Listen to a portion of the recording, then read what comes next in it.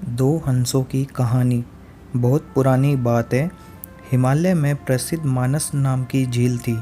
वहाँ पर कई पशु पक्षियों के साथ ही हंसों का एक झुंड भी रहता था। उनमें से दो हंस बहुत आकर्षक थे और दोनों ही देखने में एक जैसे थे। लेकिन उनमें से एक राजा था और दूसरा सेनापति। राजा का नाम था धृतराष्ट्र और सेनापति का नाम सुमुखा था। झील का नज़ारा बादलों के बीच में स्वर्ग जैसा प्रतीत होता था। उस समय झील और उसमें रहने वाले हंसों की प्रसिद्धि वहां आने जाने वाले पर्यटकों के साथ देश विदेश में फैल गई थी।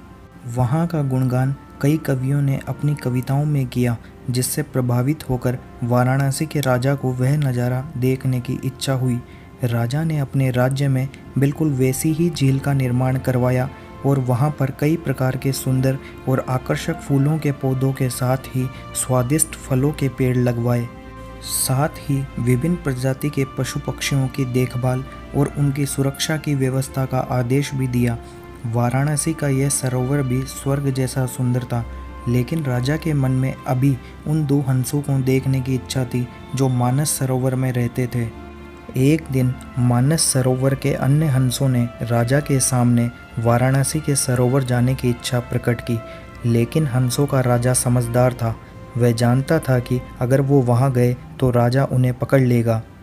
उसने सभी हंसों को वाराणसी जाने से मना किया, लेकिन वो नहीं माने। तब राजा और सेनापति के साथ सभी हंस वाराणसी की ओर उड़ चले। जैसे ही हंसों का झुंड उस झील में पहुंचा तो अन्य हंसों को छोड़कर प्रसिद्ध दो हंसों की शोभा देखते ही बनती थी। सोने की तरह चमकती उनकी चोंच, सोने की तरह ही नजर आते उनके पैर और बादलों से भी ज़्यादा सफ़ेद उनके पंख हर किसी को अपनी ओर आकर्षित कर रहे थे। हंसों के पहुंचने की खबर राजा को दी गई। उसने हंसों को पकड़ने की युक्ति सोची और एक रात जब सब सो गए तो उन हंसों को पकड़ने के लिए जाल बिछाया गया। अगले दिन जब हंसों का राजा जागा और भ्रमण पर निकला तो वह जाल में फंस गया।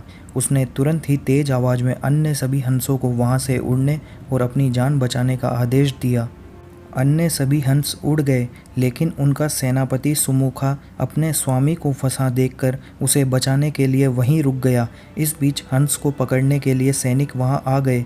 उन्होंने देखा कि हंसों का राजा जाल में फंसा हुआ है और दूसरा राजा को बचाने के लिए वहां खड़ा हुआ है। हंस की स्वामी भक्ति देखकर सैनिक बहुत प्रभावित हुए और उसने हंसों के राजा को छोड़ दिया। हंसों का राजा समझदार होने के साथ साथ दूरदर्शी भी था। उसने सोचा कि अगर राजा को पता चलेगा कि सैनिकों ने उसे छोड़ दिया है तो राजा इसे जरूर प्राण दंड देगा। तब उसने सैनिक से कहा कि आप हमें अपने राजा के पास ले चलें। यह सुनकर सैनिक उन्हें अपने साथ राज दरबार में ले गया। दोनों हंस सैनिक के कंधे पर बैठे थे। हंसों को सैनिक के कंधे पर बैठा देखकर हर कोई सोच में पड़ गया। जब राजा ने इस बात का रहस्य पूछा तो सैनिक ने सारी बात सच सच बता दी। सैनिक की बात सुनकर राजा के साथ ही सारा दरबार उनके साहस और सेनापति की स्वामी भक्ति पर हैरान रह गया और सभी के मन में उनके लिए प्रेम जाग उठा। राजा ने सैनिक को माफ़ कर दिया और दोनों हंसों को आदर के साथ कुछ और दिन ठहरने का निवेदन किया। हंस ने राजा का निवेदन स्वीकार कर लिया और कुछ दिन बाद वहां रुककर वापस अपने मानस झील की ओर चले गए। हमें इस कहानी से यह सीख मिलती है कि किसी भी परिस्थिति में हमें अपनों का साथ नहीं छोड़ना चाहिए। तो दोस्तों, आज की कहानी आपको कैसी लगी कमेंट बॉक्स में ज़रूर बताएं और अभी तक आपने चैनल को सब्सक्राइब नहीं किया है तो चैनल को सब्सक्राइब कीजिए और इस कहानी को एक लाइक कीजिए। धन्यवाद।